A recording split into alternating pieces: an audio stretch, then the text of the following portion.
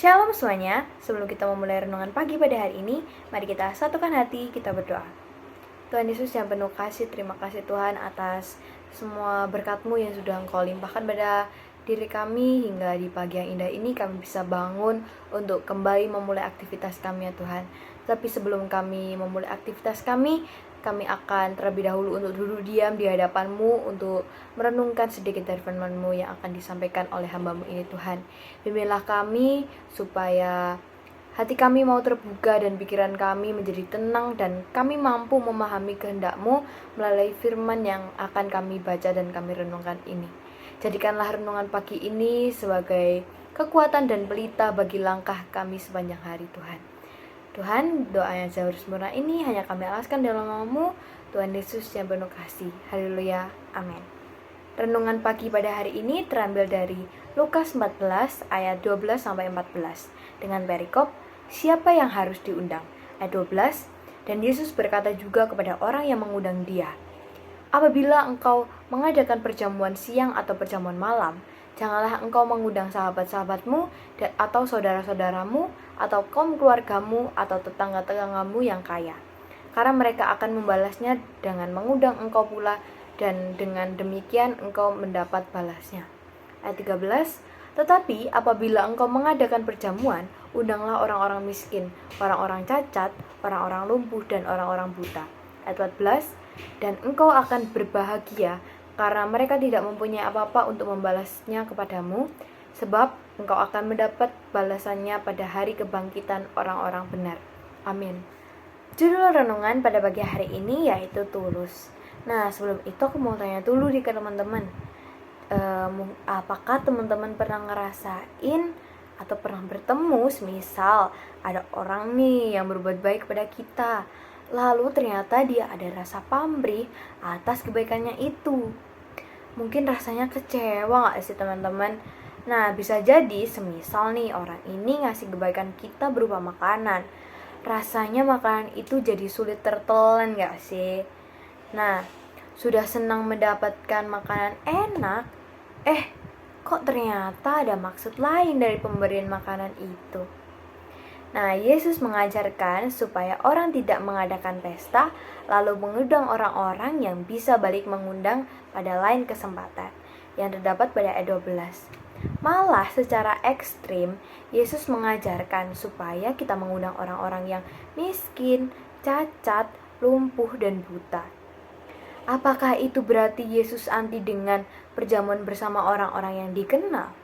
Tentu bukan ya teman-teman. Demikian karena nyatanya Yesus juga menghadiri perjamuan bersama orang-orang yang dikenalnya. Namun hal itu ini mengajarkan supaya orang-orang itu berbuat dengan tulus tanpa mengharapkan balasan maupun imbalan. Suatu kebaikan tidak seharusnya diharapkan sebuah balasan. Balasannya adalah anugerah dari Tuhan Yesus sendiri. Nah, ajaran untuk menjadi tulus tentu masih berlaku hingga saat ini.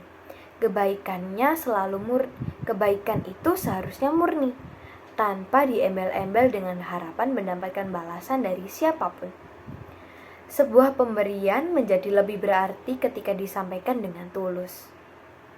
Bersikap tulus juga akan menolong orang untuk hidup dengan ringan. Ketika seseorang nih berbuat baik dengan tulus, dia tidak akan terbebani oleh harapan untuk mendapatkan balasan yang sepadan dari orang yang sudah kita berikan tadi.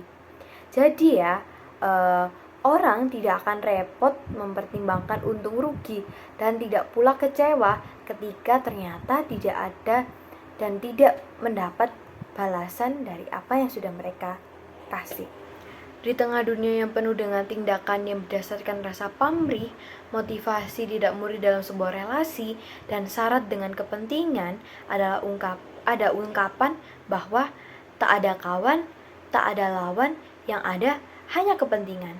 Nah, itu artinya semua yang dilakukan harus ada dan mendapatkan timbal balik yang sepadan.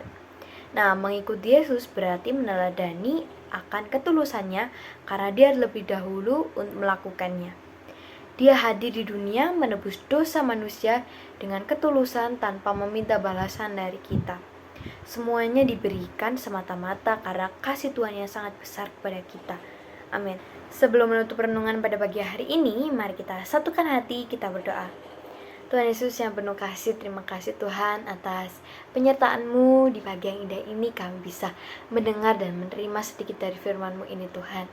Ya Tuhan, kami sangat berterima kasih karena firman-Mu di pagi hari ini yang boleh mengingatkan kami kembali untuk kami tetap hidup dengan hati yang tulus tanpa pamrih seperti Engkau yang telah terlebih dahulu meneladankan kepada kami Tuhan. Ajarlah kami supaya tidak mencari keuntungan atau balasan dari setiap kebaikan yang kami lakukan, melainkan melakukannya dengan hati yang murni dan hati yang tulus, yang paling tulus terdalam pada diri kami Tuhan. Kiranya ketulusan Kristus nyata dalam perkataan, pikiran, dan perbuatan kami sepanjang hari ini. Kami serahkan kehidupan kami serahkan semua kegiatan kami pada hari ini. Semoga hanya Engkau yang menuntun semua Tuhan. Ya Tuhan, jauhkan kami dari semua marah bahaya dan selalu dekatkan kami untuk selalu ingat kepadamu saja Tuhan.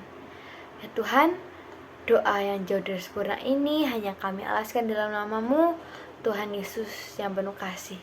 Haleluya, amin.